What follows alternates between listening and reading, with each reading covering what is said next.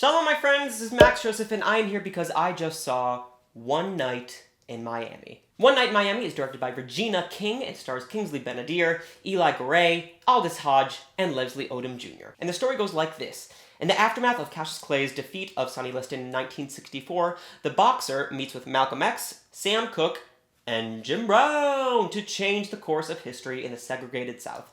It's my one excuse to finally wear a Cleveland Browns jersey. But before I go into my review, please make sure you like this video and subscribe to my channel and ding that little bell to get notified whenever I post new videos. My friends, oh my goodness, this was so good. First and most important, what a directorial debut for Academy Award winner Regina King. We all thought she was good in front of the camera. Get ready for the queen to be behind it. What a few years she is having. She got an Oscar, an Emmy, and now she might be nominated for another Oscar in the directing category, all in the span of like 2 years, I think?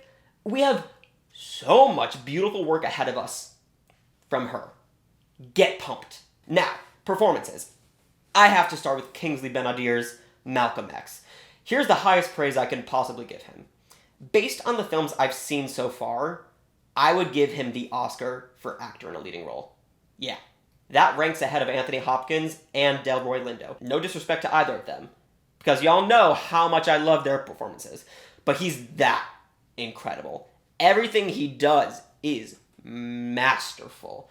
I really hope that he can get at least a nomination. I will be campaigning for him as much as possible for the next few months. Next, Leslie Odom Jr.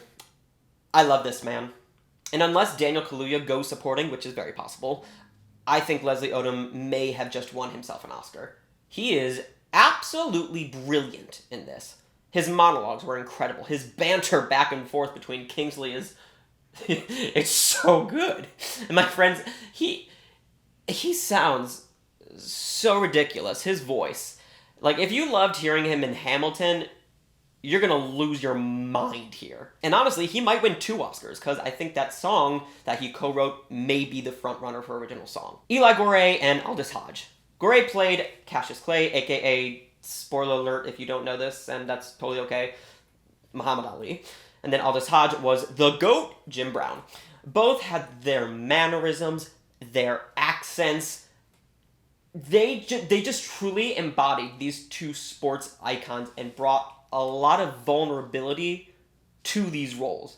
Also, from someone who has watched every single Jim Brown highlight and interview, Aldis Hodge crushed Jim Brown. It was almost spooky. Bravo to both of you for nailing 2 of the greatest to ever live. One of the other things I really, really appreciated about the film was how beautifully natural the dialogue was. King said during a virtual press conference, "I had never seen conversations like this happen on the screen, small screen or big screen. And while it was through the voices of these legendary men, I felt like I was listening to a conversation with just black men speaking about the black men's experience. And I wanted in on that." I think that is beautiful. And if I do say so myself, mission accomplished. This is just it's just a story told unbelievably by 4 of the greatest black icons in history. And it is directed by a black woman. Remember last year when I was gushing about Jojo Rabbit? I kept speaking about how important it was for a Jew to direct that movie. It's no different here. This movie would not have turned out as perfectly as it did if it wasn't led by a person of color. It wouldn't have. And to have someone as prolific and active in Black Lives Matter as Regina King is, it just... I have chills right now. It just adds to the power of the film. Like a Spike Lee movie, no one else could have made a Spike Lee movie because he's Spike Lee. He has the story.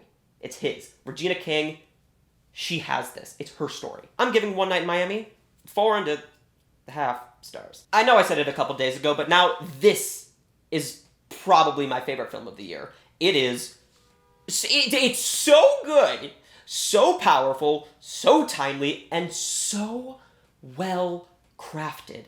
I really hope you all take the time to put your phones down, turn off all of the distractions, and you are able to enjoy and learn from this fantastic piece of cinema. And so, my friends, thank you so much for watching. Please make sure to like this video, give me your thoughts in the comments, subscribe to this channel, as well as follow me on Twitter, Instagram, and Letterboxd at mjoseph492. Like my page on Facebook, which is facebook.com/MaxJosephFilmPerson. Join the Amino live chat, which is open 24/7, 365. And if you really love me, please consider being a member of the channel, where you can get member-only content, guest interviews, giveaways, and lots more.